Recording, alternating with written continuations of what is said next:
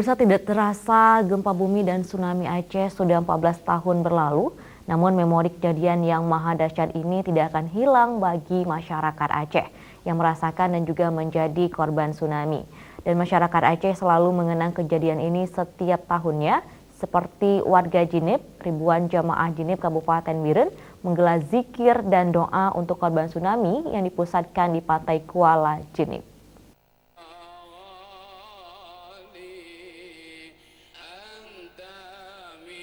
Ribuan masyarakat dan jamaah Sirul Mutadin Jinib menggelar zikir dan doa bersama dalam rangka memperingati 14 tahun tsunami Aceh yang dipusatkan di bibir pantai Gampung Lancang, Kecamatan Jinib, Kabupaten Biren. Muhyiddin Yunus, Panglima Laut Kecamatan Jinib mengatakan zikir dan doa bersama merupakan kegiatan rutin masyarakat Jinib setiap tahunnya untuk mendoakan arwah para korban tsunami.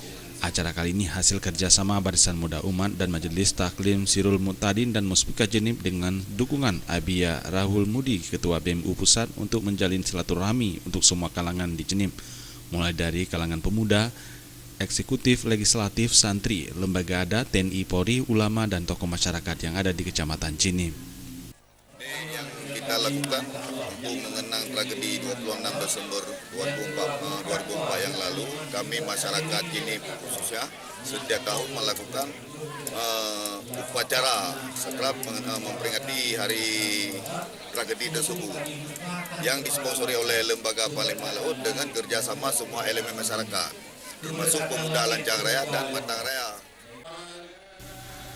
Peringatan 14 tahun tsunami Aceh juga diserahkan santunan kepada ratusan anak yatim, dilanjutkan dengan tausiah oleh Tengku Tarmizi Judun, Ketua Himpunan Ulama Dayah PD Jaya dan anggota MPU Aceh.